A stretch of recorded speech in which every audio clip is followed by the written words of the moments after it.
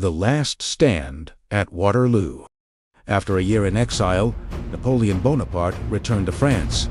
He gathered a new army, determined to reclaim his empire. But the great nations of Europe would not stand for it. They united to face him one last time.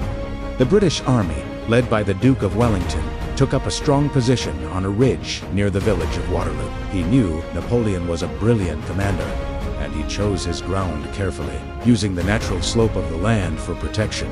The Prussians, led by Marshal Blücher, were also on their way. They were Wellington's allies, but they were a day's march away. Wellington had to hold his ground and hope they would arrive in time.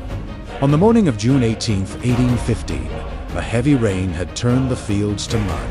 Napoleon delayed his attack, waiting for the ground to dry. This gave Wellington's men more time to prepare, a small but important advantage.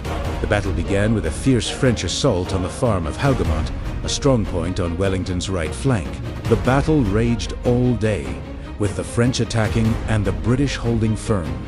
Napoleon then sent his cavalry, the cuirassiers, to charge the British infantry. The British soldiers formed into squares, a formation that was almost impossible for cavalry to break. All afternoon, the battle was a desperate struggle.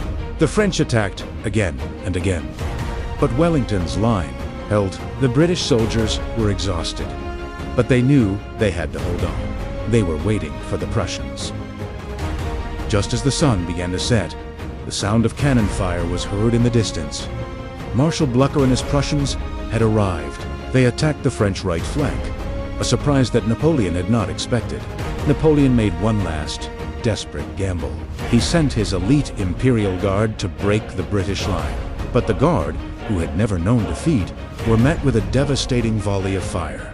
They broke and ran. The battle was over. Napoleon's army was defeated, and his dream of an empire was finished forever. The Duke of Wellington and Marshal Blücher had won a decisive victory, and Europe was finally at peace.